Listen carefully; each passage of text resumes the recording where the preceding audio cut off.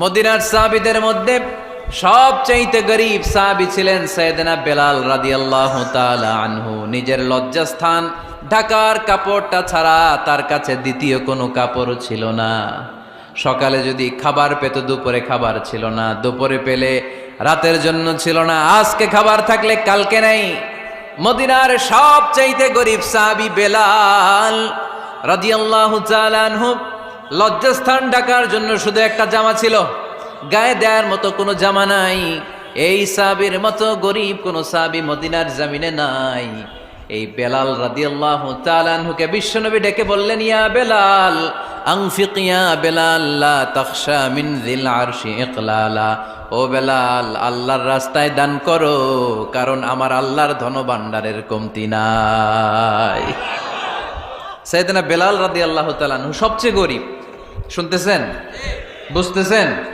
সবচেয়ে গরীব। ডাউন পার্টটা ঢাকার মতো একটা গার্মেন্ট ছিল, একটা কাপড়, এটা পেঁচায় আসতো, নামাজ পড়তো। গায়ে রাখার মতো কোনো জামা নাই, আর খাবার দাবার টাকা পয়সা বলতে নাই। ওই সাহাবীরে বিষ্ণু ইসা ইসলাম বললেন, আনফিক বেলাল, বেলাল তুমিও দান করো, তুমিও দাও, দানের হাতকে প্রশস্ত করে দাও। আনফিক ইবনা আদম উনফিক আলাইক, হে বানি আদম দাও, দিলে আমি তোমারে দেব। কেজির এটা হুজুরে দিয়ে দিলাম, এরপরে কেউ আমার 20 কেজি দিলে ওইটা ধরবো, ওইটা আবার আরেকজনরে দিব, এরপরে আরেকজন 30 কেজি দিলে ওইটারে ধরবো। কথা বলেন, কথা বলেন, কথা বলেন। এজন্য আল্লাহ বললেন, ইনফিকুনা ফিস সাররাই ওয়াদ দাররা। আমার মুত্তাকি বান্দারে প্রথম গুণ, তারা সুখে দুঃখে সব সময় দান করে, দানের ধারাবাহিকতা সব সময় অব্যাহত রাখে। যারা সুখে দুঃখে সচ্ছল অসচ্ছল সব অবস্থায় দান করে, তাদের নাম হলো মুত্তাকি। মুত্তাকিদের প্রথম বৈশিষ্ট্য দান করে। আপনারা দান করেন তো? কিশোরগঞ্জের ভাইয়েরা সবাই করেন? করেন তো? Take it as a reminder. আজকের এই আলোচনাটা একটা রিমাইন্ডার হিসেবে নেন। যাদের দান করতে একটু সমস্যা, মনে থাকে না, অলসতা বা একটু কিপটামির মনোভাব আছে, এই কিপটামি কৃপণতা ভুলে যান, দেন। দেন না একটু, আপনারা দিবে কে? বিশ্বাস হয়? দিলে বাড়ে, দিলে না দিলে কমে, কারণ আপনি দিলে আপনারে দিবে কে? তবে গোপন অবস্থায় দেওয়াটা উত্তম। প্রকাশ্য দান করলে আল্লাহ কবুল করেন, ওইটাতেও সওয়াব আছে, কিন্তু গোপনে দান করলে বেশি খুশি হয় কে?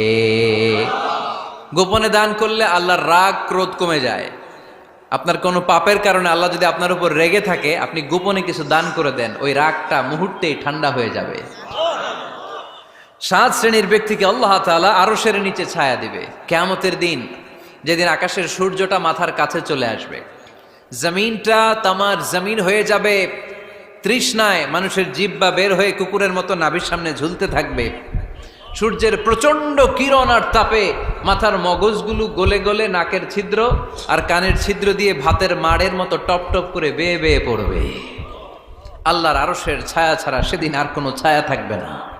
বিষ্ণু বললেন, 7 শ্রেণীর ব্যক্তিকে আল্লাহ তাআলা সেদিন আরশের নিচে ছায়া দিবে। তার মধ্যে থেকে 1 শ্রেণীর ব্যক্তি, কিশোরগঞ্জের ভাইয়েরা খেয়াল করে শুনেন, তার মধ্যে 1 শ্রেণীর ব্যক্তি হচ্ছে রজুলুন তাসাদ্দাকা বিসাদাকা ফাআখফাহা। 1 শ্রেণীর ব্যক্তি হচ্ছে ওই ব্যক্তি যে গোপনে আল্লাহর জন্য দান করে।